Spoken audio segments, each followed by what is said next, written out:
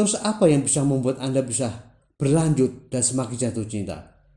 Tentu semua hal itu akan teruji lewat pengalaman yang akan dialami. Nah, dari mana pengalaman itu diperoleh dan bentuknya apa saja?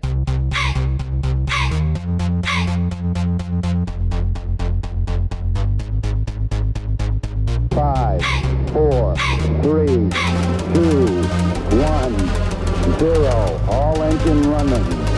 Liftoff. We have a liftoff.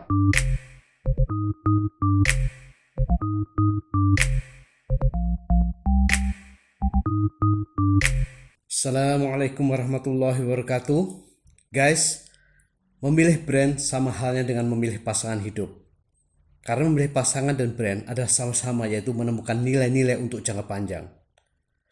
Terus apa yang membuat brand atau pasangan itu punya nilai lebih dan beda dibandingkan yang lain, sehingga seseorang atau sebuah brand itu dipilih untuk menjadi pasangannya?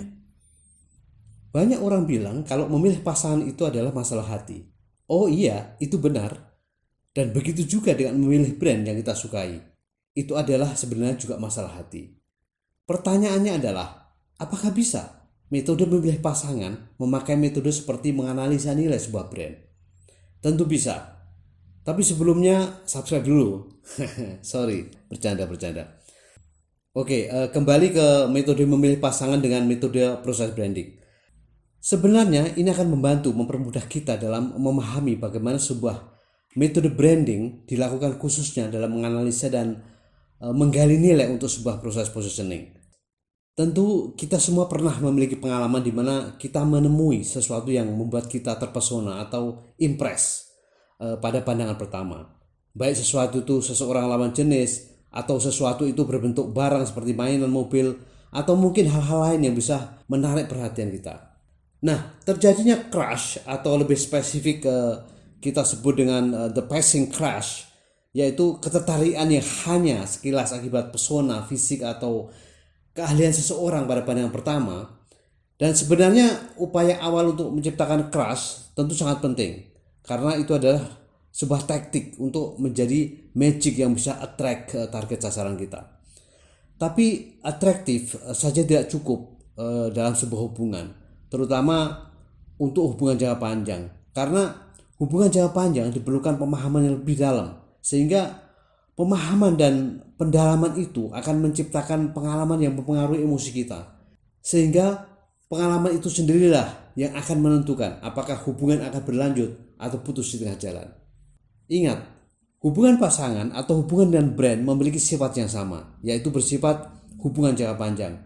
Dan hal-hal yang bersifat sementara atau sesaat atau attracting saja tidak akan cukup untuk bisa menjadikan atau dijadikan ukuran atau jaminan sebuah hubungan jangka panjang. Oke, setelah berhasil dengan ketertarikan yang disebabkan oleh penampilan atau juga skill yang disebut crush tadi, terus apa yang bisa membuat Anda bisa berlanjut dan semakin jatuh cinta? Tentu semua hal itu akan teruji lewat pengalaman yang akan dialami, yang akan diberikan oleh pasangan atau brand yang Anda pilih. Nah, dari mana pengalaman itu diperoleh dan bentuknya apa saja? Seperti halnya brand, manusia juga harus memiliki nilai unik dan beda. Baik itu dari sisi personality, terus apa yang dijanjikan, lalu apa nilai yang ditawarkan, apakah ada nilai beda dengan pesaing atau tidak, apakah punya kredibilitas yang positif, serta sesuatu nilai yang bisa membentuk intimasi lewat pengalaman yang diberikan itu. Kunci penting terpilihnya pasangan atau brand sebenarnya ada di nilai-nilai di atas, karena hal itulah yang akan membedakan seorang pasangan atau brand dengan kompetitornya atau orang lain. Dan semua hal itu akan terangkum serta dibakukan atau dibukukan di dalam pernyataan brand positioning. Baiklah, kita akan buat ilustrasi sebuah brand positioning dengan penggambaran sosok manusia, dan mudah-mudahan hal ini bisa mempermudah pemahaman kita bagaimana membuat nilai unik dan beda pada brand melalui penggambaran seorang pasangan atau seorang manusia. Oke, kita akan mulai dengan penampilan fisiknya dulu tentu. Sebagai gambaran, bentuk impresi untuk terciptanya crush. Dan di sini kita juga akan buat komparasi perbandingan lewat dua orang yang memiliki fisik yang sama-sama cantik atau sama-sama keren. Dan tentunya dari sini kita akan memberi gambaran tentang siapa mereka sehingga Anda bisa memilih sesuai dengan pilihan Anda nantinya. Tapi misalnya Anda mau memilih secara keras lewat impresi penampilan fisik, ya bisa saja. Tapi sekali lagi bahwa hubungan pasangan adalah bersifat jangka panjang. Jadi sebaiknya Anda harus lihat dulu atau rasakan dulu pengalaman apa yang akan Anda dapatkan dari calon pasangan yang ada di sini.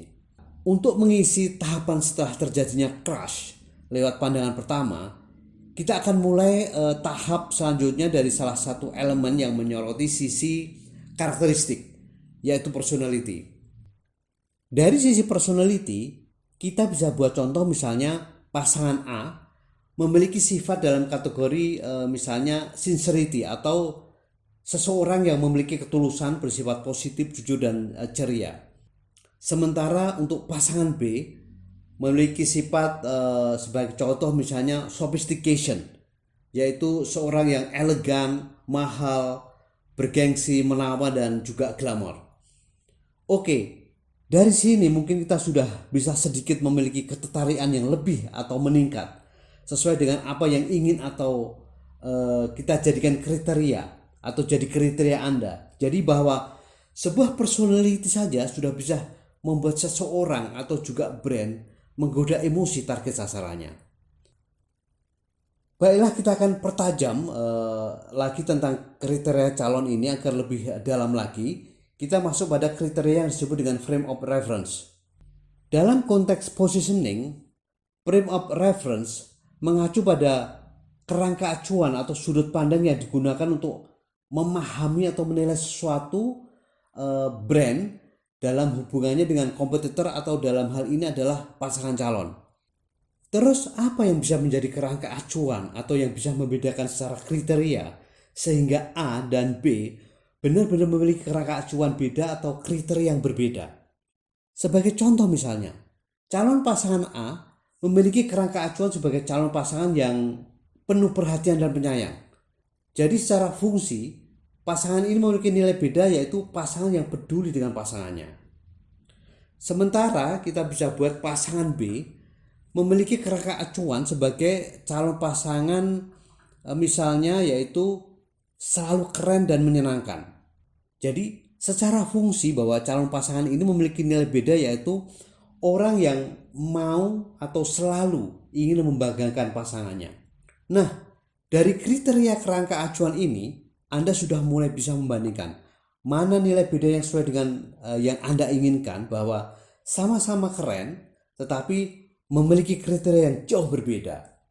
Dan terkadang dalam kenyataan sehari-hari kalau seseorang ditanya atau dijodohkan tapi tidak sesuai dengan kriteria, mereka sering bilang, "It's not my type." Jadi ini salah satu bukti bahwa selera orang berbeda-beda dan pilihan orang akan sesuai dengan kriterianya. Baiklah, kita akan berlanjut dengan hal yang juga akan memperdalam nilai tentang apa yang pasangan ingin janjikan sehingga bisa dipilih karena memiliki sesuatu yang menjanjikan. Apa itu?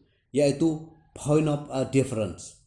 Dalam konteks ini, kita akan menekankan tentang nilai beda apa yang akan diberikan kepada calon pasangan pada saat menjadi pasangan. Ini adalah janji dan secara emosional nilainya harus bisa menjadikan sesuatu pada saat Anda hidup atau berpasangan dengan dia nantinya. Dan perlu diketahui bahwa point of difference ini harus mengacu pada frame of reference yang di atas tadi.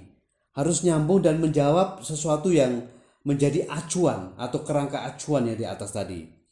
Jadi kalau pasangan A frame of reference-nya adalah penuh perhatian dan penyayang, berarti pasangan A harus bisa memberi nilai beda atau point of difference yang bisa dijanjikan ke calon pasangan, yaitu misalnya setia untuk keharmonisan berkeluarga. Wow, sepertinya ini sebuah janji yang cukup bisa mempersuasi untuk pasangan yang mendambakan keluarga yang ideal. Oke, kita lihat apa yang akan dijanjikan pasangan B. Nah, pasangan B yang memiliki kerangka acuan sebagai calon pasangan yang selalu keren dan menyenangkan, kita bisa buatkan point of difference atau janjinya, yaitu membuat bangga kapanpun dan dimanapun. Ini sebagai contoh saja. Sepertinya memang calon pasangan B ini memiliki nilai yang pengen selalu tampil keren di samping pasangannya. Kalau kita perhatikan di sini, beda janji A dan B adalah calon A akan memberi komitmen relationship lewat kesetiaan untuk bisa membangun indahnya rumah tangga. Sementara calon B menjanjikan akan menjadi pasangan yang bisa membanggakan lewat penampilannya. Well, semua ini adalah masalah positioning atau sebuah nilai beda dan unik. Tentu semua akan kembali kepada relevansi dari apa yang sebenarnya diinginkan oleh seorang pasangan atau calon pasangan. Terlebih kalau pasangan itu akan menjadi pendamping untuk waktu yang panjang dalam hidupnya. Guys, dari sini sepertinya kedua kandidat sudah jelas memiliki perbedaan yang signifikan sehingga Anda bisa lebih jelas melihat dan menilai seseorang calon pasangan atau brand yang akan Anda jadikan pasangan Anda. Tapi sepertinya masih ada satu poin lagi di sini, yaitu sebuah poin yang akan mensupport sebuah elemen di atas agar lebih meyakinkan dan lebih firm untuk dijadikan sebagai pilihan. Apa poin terakhir tersebut? Poin itu disebutnya adalah alasan untuk dipercaya. Dan ini adalah sesuatu yang bisa menjadi pendukung semua hal di atas. Apakah akan ada alasan yang bisa membuat target atau calon pasangan bisa percayakan apa yang sudah disampaikan di atas atau tidak? Ini tergantung kepada kontekstual yang akan kita sebutkan di sini. Oke, kita akan lihat apa kira-kira alasan untuk dipercaya yang bisa mendukung kedua calon tersebut. Kita coba mulai dengan calon pasangan A dan kita bisa buat alasan untuk dipercaya, misalnya karena A adalah seorang yang tak pernah ingkar janji. Semua temannya bilang kalau dia orang yang tidak pernah pelin-pelan, berperilaku sopan dan selalu menghargai orang lain. Oke, sepertinya cukup meyakinkan. Coba selanjutnya kita lihat pasangan B. Untuk alasan dipercaya B, misalnya yaitu B adalah orang yang selalu memperhatikan penampilannya dan semua orang bilang B adalah orang yang sangat rapi dalam segala hal dan selalu tampil trendy dan up to date. Wow, keren.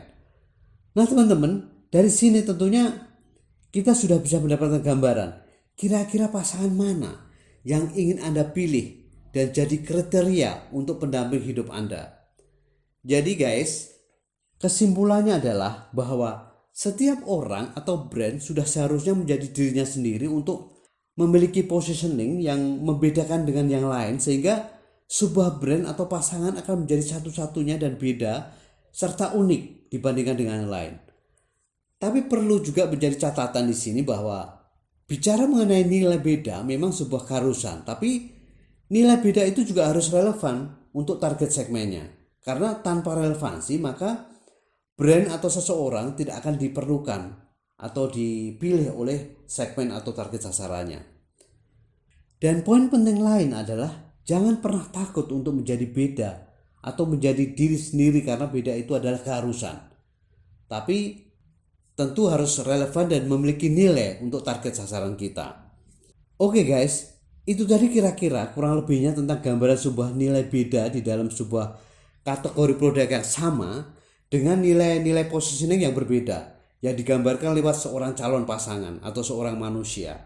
Baiklah, semoga video ini berguna. Jangan lupa komen dan masukannya serta juga minta dukungannya untuk support di channel ini dengan subscribe dan juga share ke teman-teman yang lain. Semoga video ini berguna, bisa memberi gambaran bagaimana membuat sebuah positioning atau nilai beda yang unik terhadap diri Anda maupun brand ataupun layanan yang Anda miliki. Sekali lagi terima kasih telah menonton video ini. Saya Tuke, Branding Studio, dan wassalamualaikum warahmatullahi wabarakatuh.